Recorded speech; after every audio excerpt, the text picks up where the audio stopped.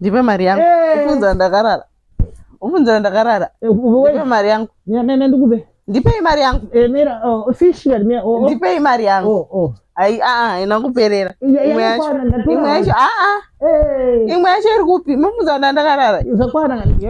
Ndipe mari yangu. Ndakupa wani. Ndipe imwe yacho. Ndipe imwe yacho.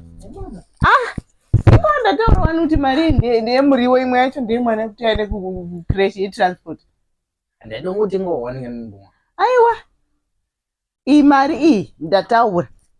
Kana ikazosara uchenji.